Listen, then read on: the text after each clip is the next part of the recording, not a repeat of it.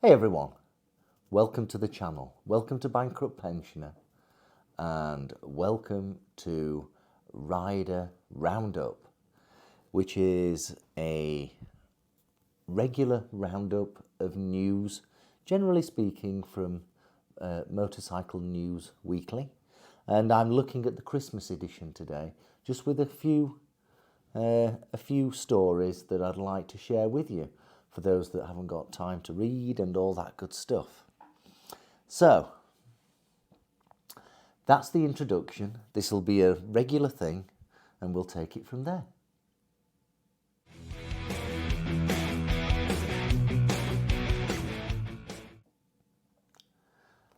Okay, let's have a look at motorcycle news. Now, there's one particular story that caught my eye in that Ducati, or Ducati if you're from America, have teamed up with Bentley with their Duval. And what they are doing with the £24,000 Duval is throwing a bit of carbon on it and all that good stuff, keeping the same horsepower as I understand it. Yes, it is. Yes. And making it available to the public with the Bentley logos and all that good stuff. So here we go. Ducati collaborate with luxury car brand to create devilish Duval V4 Special Edition. I'm not going to give you the price yet, but the highlights are it's still the V4, which is 1158cc. It's still got 166 brake horsepower, and it's still got the torque of 93 pounds per square foot, so it can restart a dead planet. Yep. It's going to be limited to 500 units. 500 only. 50 extra for Bentley customers. So, if you're going to buy a Bentley, then it looks like you'll be getting an extra 50 for you specifically. Now, I don't know what the difference is between the two, but Ducati have teamed up with luxury car firm Bentley to produce an exclusive version of the Duval V4 Muscle Cruiser, limited to just 500 models. Wow. The special was revealed at Art Basel Week in Miami Beach and is the first collaboration between the two brands. Another 50 Ducati Duval for Bentley Mulliner models will also be reserved for existing Bentley customers at another price. I'm going to give you the prices in a minute. So remember, this particular, the Ducati Duval costs about £24,000, and that is on a PCP agreement, roughly about £350 a month. If you want to go higher purchase, not sure what the deposits are on this. So this is for the £24,000 standard Duval. For higher purchase, it's £620 a month. So this is an exclusive buy, yeah? So let's go back to the story. The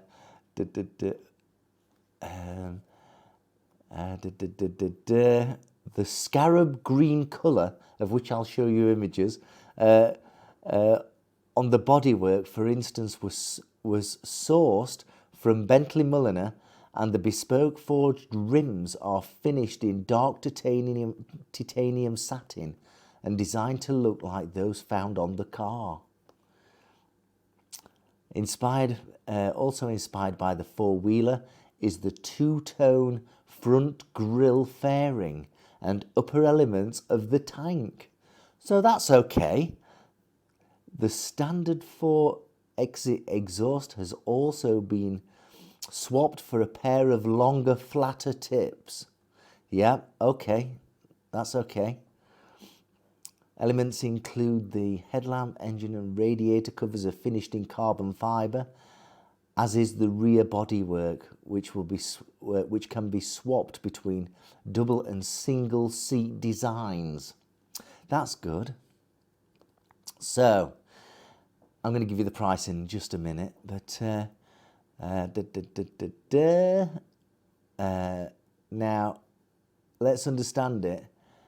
It's not the first time Ducati have gone into bed with luxury car firms releasing a Deval 1260 Lamborghini in the late 2020.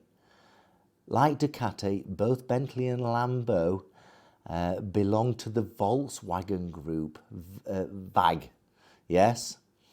So that's a really interesting move.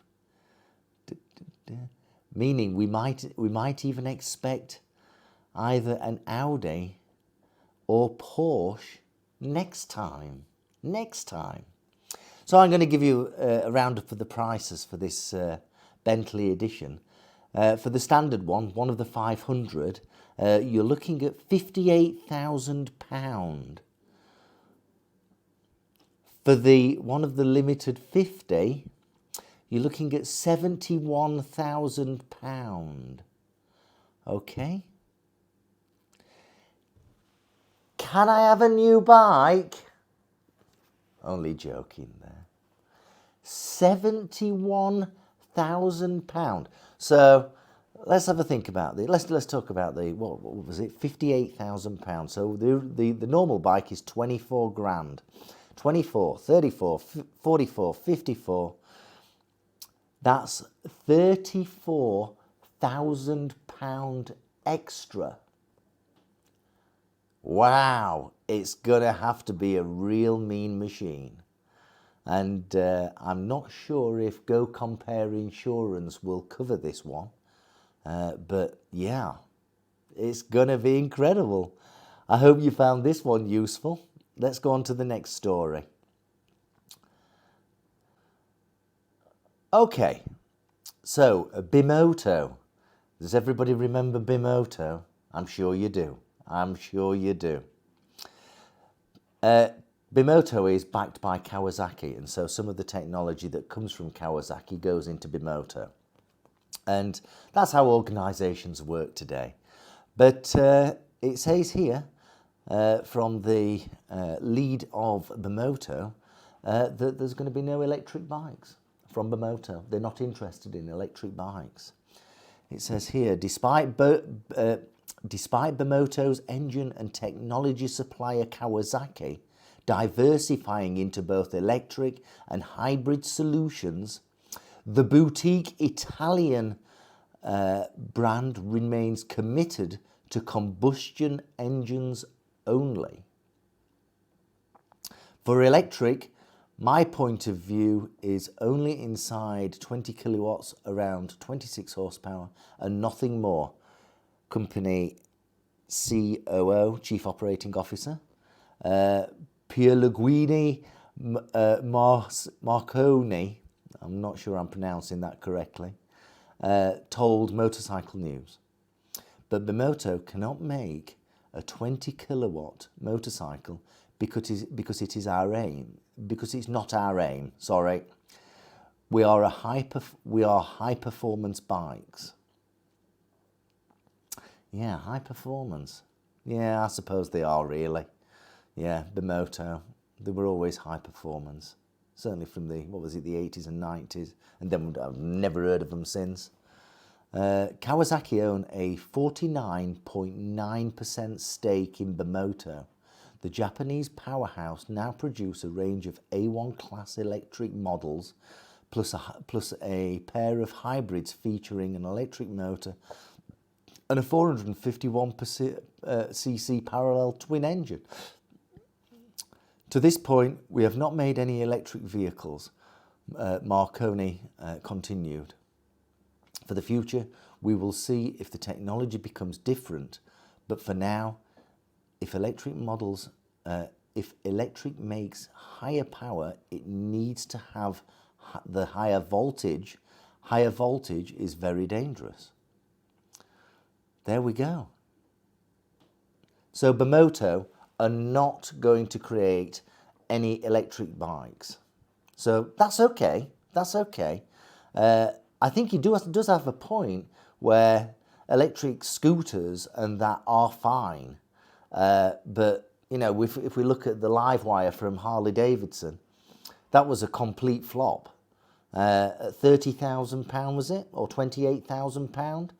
Absolute flop with a range of 80 or 90 miles on a nice day. I guess in the winter that'll drop down to 60 miles.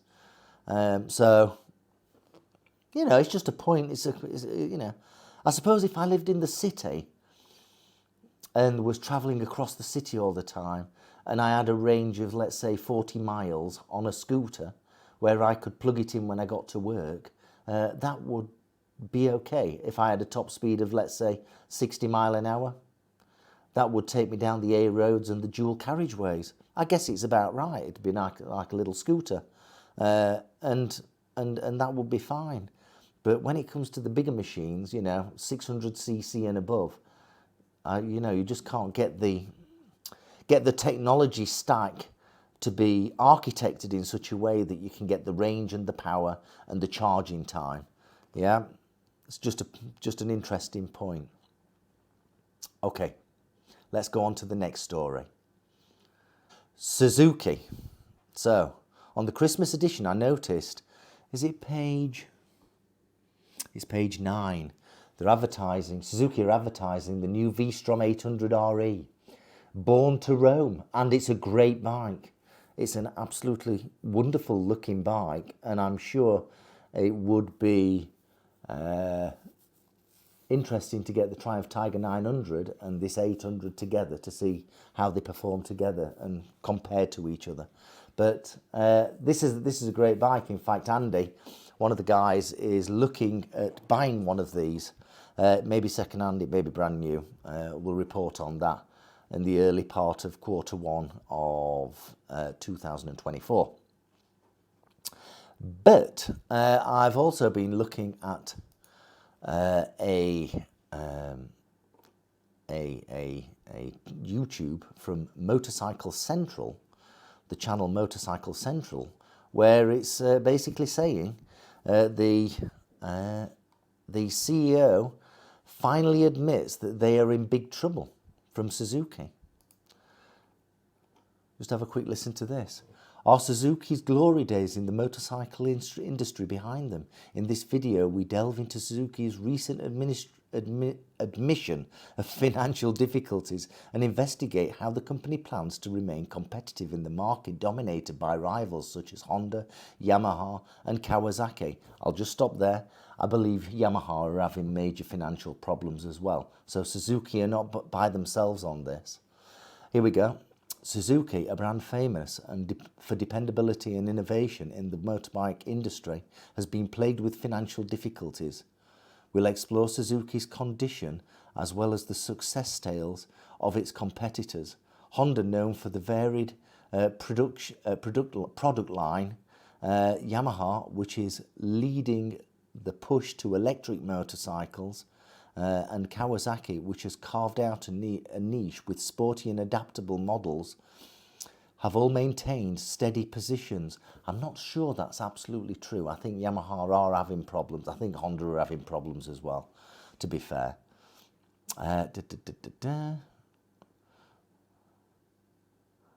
We also look at Suzuki's cautious approach in rising regions like India and Southeast Asia.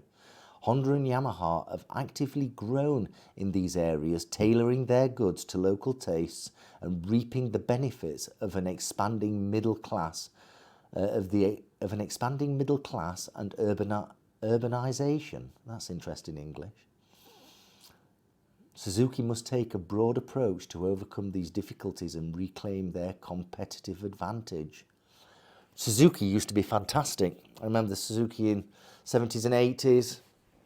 90s when they were on the racetracks, RG500, all that good stuff, the GSXRs, they were absolutely fantastic. But you don't see many GSXRs now selling on the roads. Then again, you don't see many R1s that are brand new either. Everybody's going for the adventure style now, which is fine. Mine's an adventure style. But every day's an adventure on a Triumph Tiger, every day. It's a wonderful bike. But that said, my BSA Gold Star, the 2023, That is, in its own right, is absolutely wonderful. It really is a lovely machine to ride. Really is a lovely machine. It's wonderful. Absolutely wonderful. There we are. Let's get on to the next story. So, do you remember the name Ital Jet? I must have been about 13, 14, and there was one of the fellow pupils in my year called Helen, who lived in Sheffield, when I lived in Sheffield, and one of her older brothers had this little 50cc Ital Jet kiddie bike, and it was brand new, and I was always interested in that. I was only a young kid, but always interested in it. It was one of the little mini bikes, and that was an Ital Jet. It was great. It was absolutely great. Anyway, Ital Jet are usually known for small scooters and things like that. Two strokes. That's what they were known for, with a stubby wrap back expansion chamber on it, just to give it that little bit of an edge and a little bit of a crackle that a two-stroke goes for. So it looks like, in conjunction with a company called Dovey or Dovey, they are developing a 58 horsepower solution with the help from MotoGP legend Andre Dovizioso.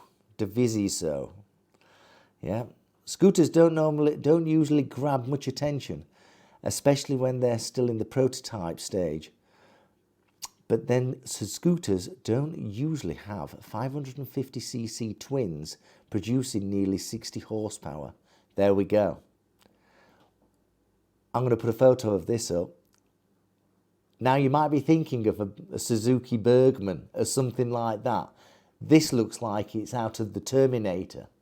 It looks absolutely fantastic. Absolutely fantastic, right? Enter the striking Italjet Dragster 559 twin, which features styling that looks like the love child of a Ducati Panigale and Bimoto Tessie. With the Dragster 559 twin, we have created an unprecedented vehicle in the world of two-wheelers. Absolutely. It looks cool. It does look cool. I would be happy to ride that around town. I would be happy to ride that around town. Yeah. Let's have a look. What else does it say? If proved such a hit, over 70,000, sorry now, that's something else. A sports 125 with painted forkless rad front suspension and da-da-da-da-da-da. Yeah, the concept was revived in 2018 by the new incarnation of the company headed by Massimo Tartarini, son of the founder Leopoldo. Although keeping the hub centre steering and styling of the original, the new model came in 125 and 200cc four-stroke forms. Now they are getting bigger and madder, still with Italjet also unveiling a new Dragster 300. So there's a 300 as well, which goes on sale next year. So this 559 version is going to be in a prototype state, and that will be cool. I suspect in 2024 to 2025 they'll then look at this 559 and then take it further into 2025. But it does look cool, and from what I'm looking at here, it does have a gearbox, so it's not a twist and go, but does look like a scooter. I can see what looks like a gear lever on the left hand side, so I'm assuming it's going to be, it is its manual. I can see the gear selector, the gear rod. It is, I'm sure it is. It doesn't say it here. Oh, here we go. No, sorry.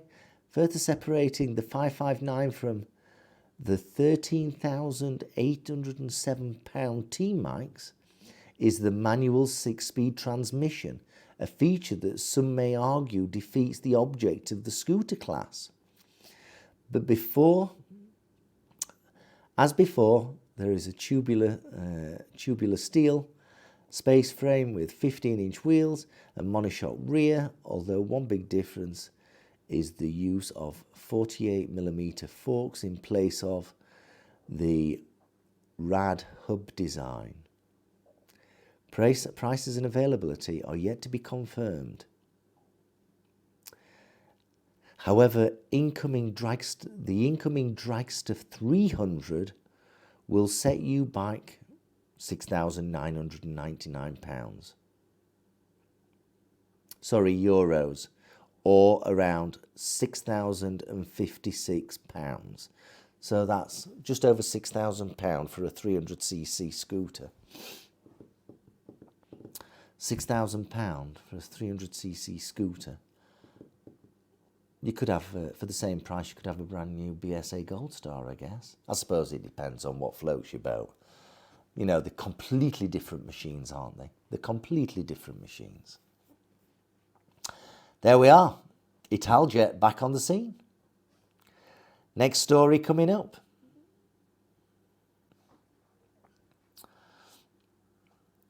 Reliability. What are the most reliable manufacturers? So I was having a look at this, and I came across this the other day. I'll put a link to it. Now, I will say this, that this report from Hot Cars was published in August 2023. So it's 5 months in the past. But I don't think a lot's happened in the last 5 months.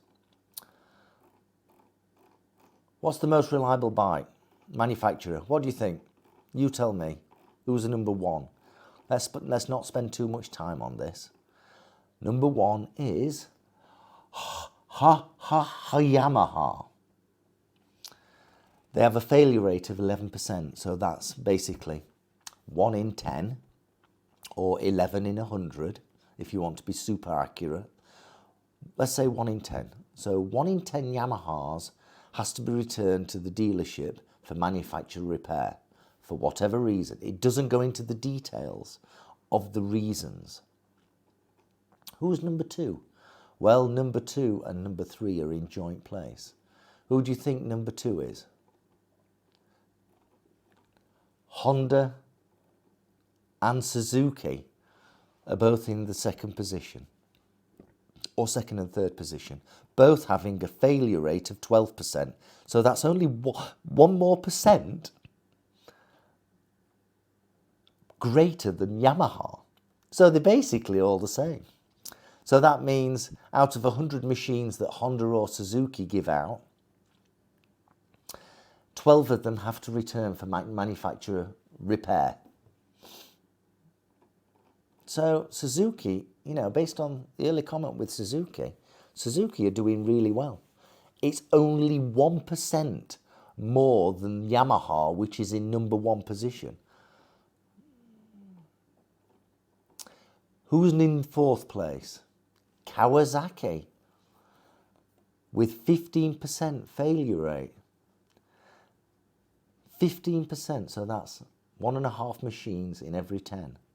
I'd just like to stop there. I've had a number of Kawasaki's, lots of Suzuki's, a couple of Hondas, and a couple of Yamahas, and none of them ever failed me. None of them ever failed me. So they've got a 15% failure rate. That's not bad. And I'm not sure it's right. 1.5 machines that are built out of 10 have a fail, have to return back for manufacturing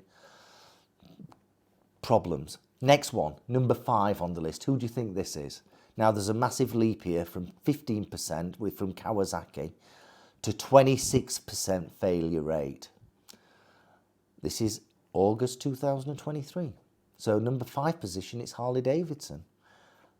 That surprises me, that. I would have thought that, you know, from a reliability perspective, they would have been worse than that. But also, in number 6 position is Triumph. Now, I've had quite a few Triumphs and never had a problem at all. Never had a problem. Triumph in 6th position has a 29% failure rate. So that's, for every 10 made, 3 of them have to come back into the workshop for manufacturer warranty repairs. That's interesting. I've never had a problem with my Triumphs, and other people don't seem to be having problems with my Triumph either. Number 7, who do you think that is? I'll give you a guess. It's Italian. Let's go back to the Ducati. Maybe Bentley will sort this out.